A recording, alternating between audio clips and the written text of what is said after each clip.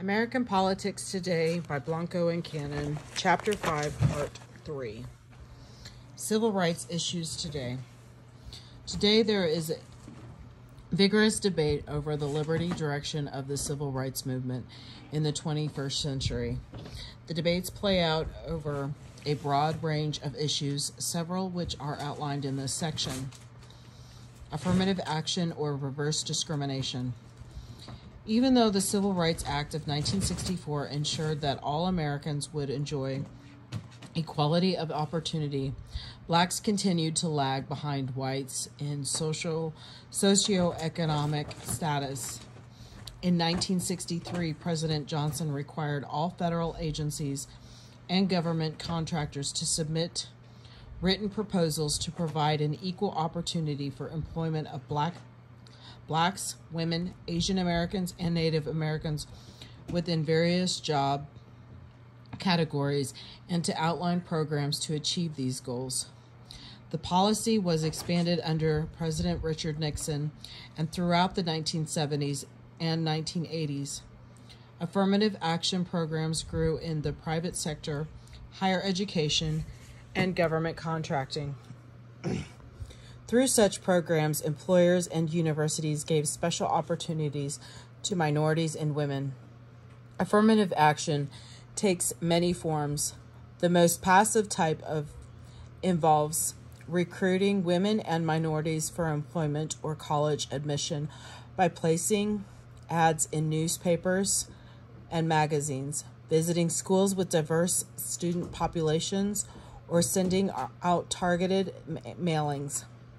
A more active form involves including race or gender as a plus factor in admissions or hiring decisions. That is, in a pool of qualified candidates, a minority applicant may receive an advantage over white applicants. Women generally do not receive special consideration in admissions decisions, but gender may be a plus factor. In some employment decisions, the strongest form of affirmative action is the use of quotas, strict numerical targets to hire or admit a specific number of applicants from an underrepresented groups. Affirmative action has been a controversial policy. Polls indicate that minorities are much more supportive of the practice than whites are. Many whites view it as preferential treatment and reverse discrimination. 2/3 of whites support passive affirmation action in general terms to, quote, increase the number of black and minority students on college campuses, unquote. But when asked specifically about race-based admissions or merit-based admissions, only 22% said that college admissions should take ethnicity into account, while 76% said that admissions should be based solely on merit. The comparable numbers for black respondents were 44% and 50%. The Supreme Court has helped define the boundaries of this policy debate. The earliest cases concerning affirmative action in employment upheld preferential treatment and rigid quotas when the policies were necessary to make up for past discrimination. In each instance, there had been previous pattern and discrimination and exclusion.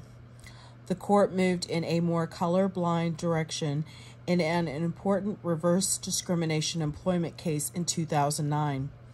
In that case, 17 white firefighters and 1 Latino firefighter sued the city of New Haven, Connecticut, for throwing out the results of a test that would have been used to promote them. The city tried to ignore the test results because no African American firefighters would have qualified for promotion, and the city feared a disparate impact lawsuit. However, the court ruled that the exam did appear to be job-related and consistent with business necessity, as required by Section 7 of the Civil Rights Act, and that unless the city provide a, quote, strong basis and evidence, unquote, that it would have been sued, it had to consider the results of the exam. The landmark decision for affirmative action in higher education was Regents of the University of California versus Bach in 1978. Alan Bach, a white student, sued when he was denied admission to medical school at a University of California. Davis, in successful years, Bach's test scores and GPAs were significantly higher than those of some minority students who were admitted under the school's affirmative action program. The Supreme Court agreed that with Bach that rigid racial quotas were unconstitutional, but allowed race to be used in admission decisions as a plus factor to promote diversity in the student body. In two 2003 cases from the University of Michigan, the court's rulings were consistent with Bach, saying that the law school's holistic approach, which considered race as one of the factors in the admission decision, was acceptable. However, the more rigid approach for graduate admissions at Michigan, which automatically gave minority students 20 of the 100 points needed to guarantee admission, was unacceptable. Though these two decisions affirmed Bach, it was the first time that a majority of the court clearly stated that student body diversity is a compelling state interest that can justify the use of race in university admissions.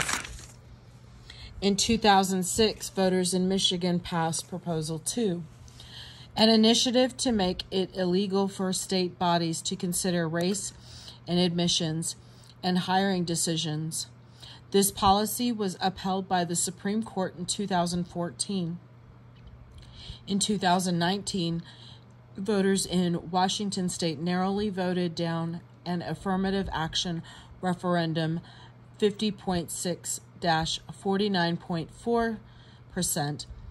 This means that states will be able to decide on an individual basis whether to consider affirmative action in higher education, because the policy is neither prohibited nor required by the Constitution. In 2008, a white student, Abigail Fisher, claimed she was a victim of reverse discrimination and sued the University of Texas at Austin.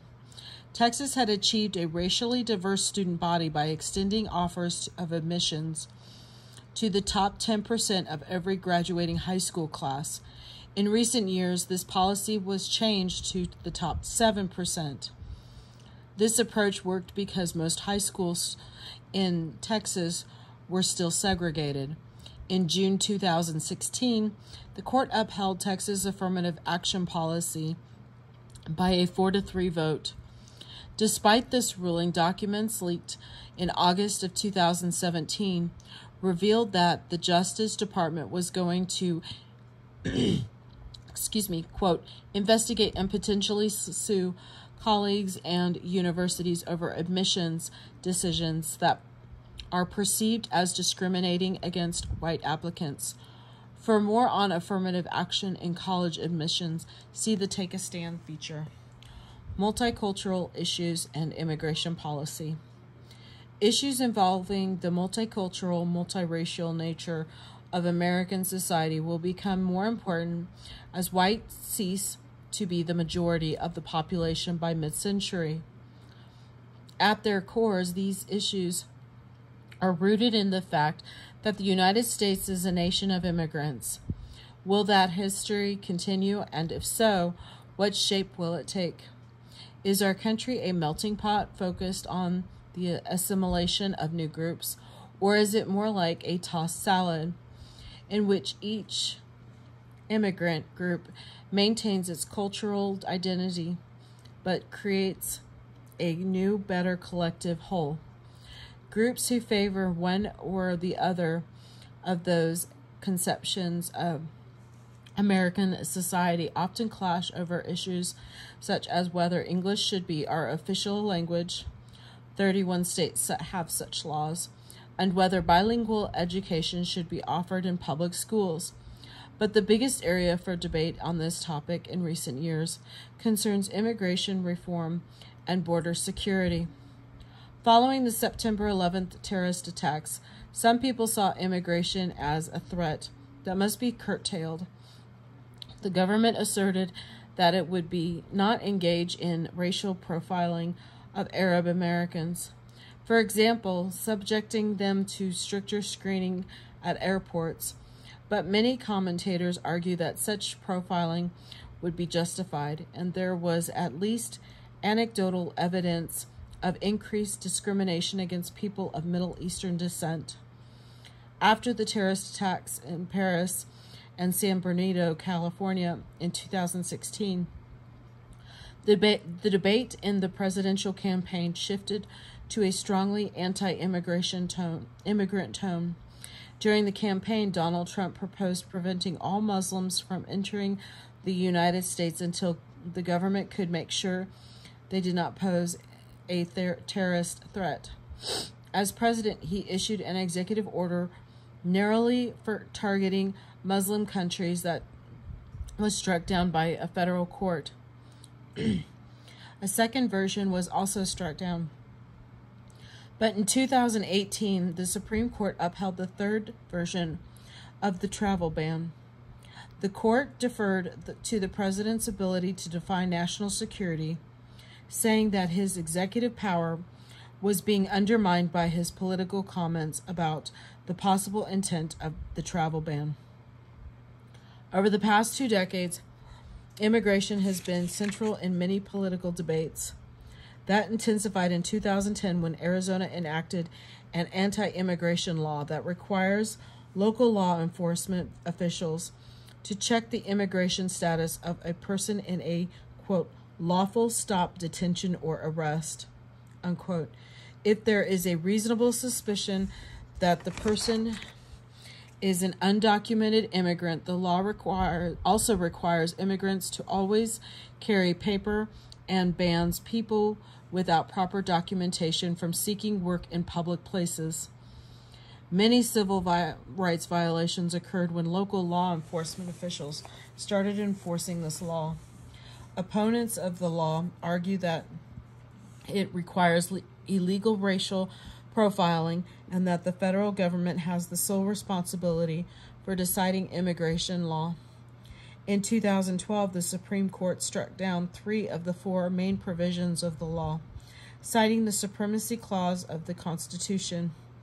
The decision meant that Congress, not the states, determines immigration law when 2 laws conflict.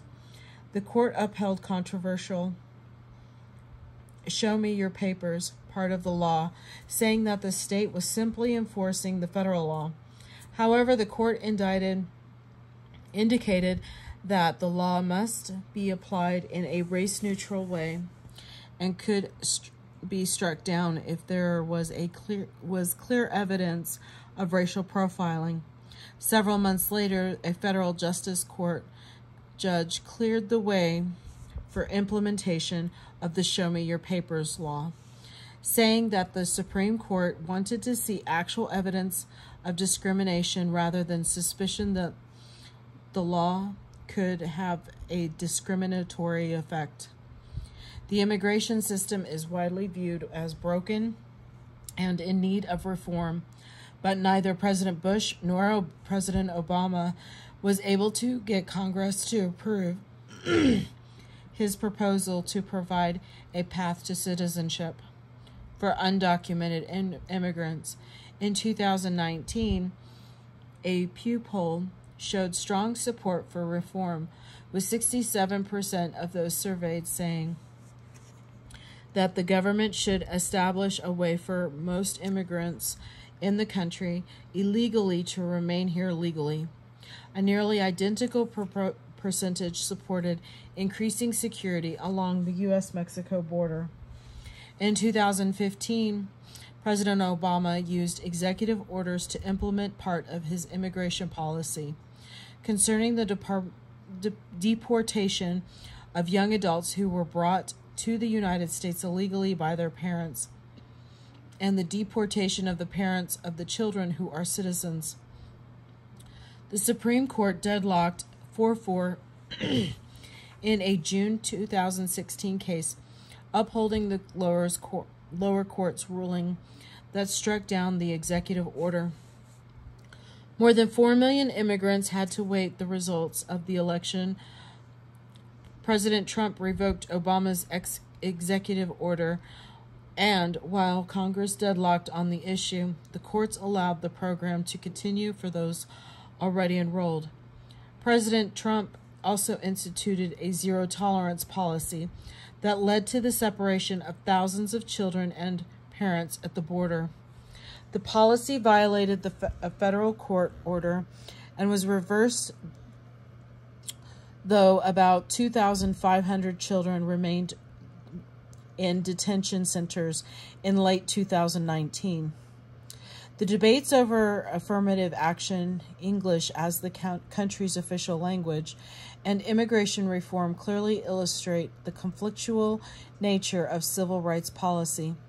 However, history has shown that when public opinion strongly supports a given application of civil rights, for example, the integration of African Americans in the South in the 1960s, and more recently allowing gays to openly serve in the military and recognizing same-sex marriage, public policy soon reflects those views. Although it is impossible to say when there will be a comprehensive immigration reform that includes a path to citizenship, it is likely to eventually happen given the trend in public opinion. However, the Trump administration's efforts to move immigration policy in the opposite direction mean that comprehensive immigration reform is probably off the table until at least 2021. Unpacking the conflict. Considering all that we've discussed in this chapter, let's apply what we know about how civil rights work to the examples of profiling introduced at the beginning of this chapter.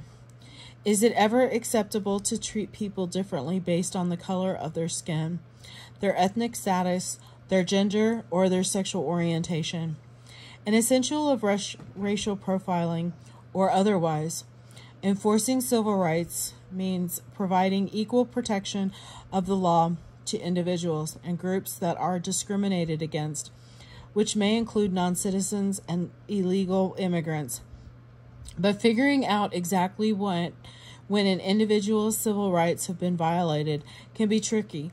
When does a routine traffic stop by a police officer turn into a racial profiling? To help figure that out, we can now answer the question about possible civil rights violations that introduce this chapter. Scenario 1. On the one hand, the African American teenagers who were pulled over by the police may or may not have had their civil rights violated, depending on the laws in their state. In Massachusetts, for example, it is prohibited to consider the, quote, race, gender, national, or ethnic origin of members of the public in deciding to detain a person or stop a motor vehicle, except in suspect-specific incidents. On the other hand, the scenario in which the police pulled over white teenagers, the traffic stop would have been acceptable as long as there had been probable cause to justify the stop. Scenario 2.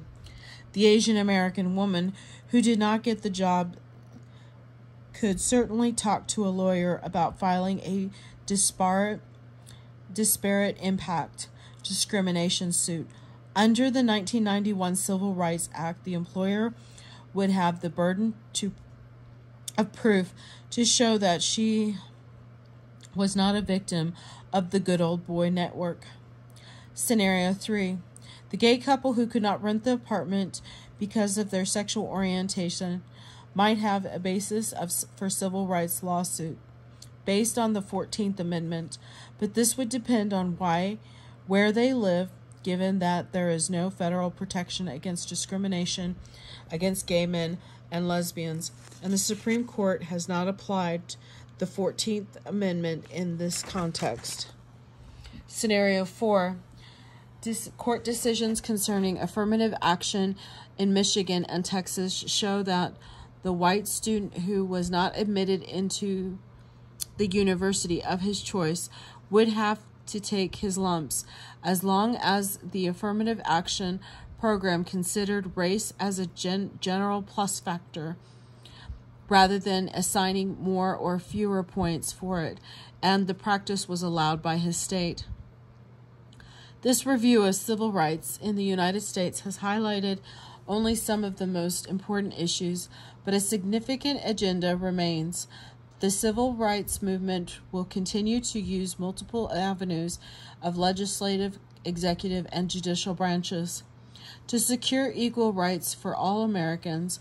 Although this process may take many years, history demonstrates that when public opinion becomes more supportive of diversity and stronger civil rights, our political institutions support the views of the people. This is the end of Chapter 5, Part 3.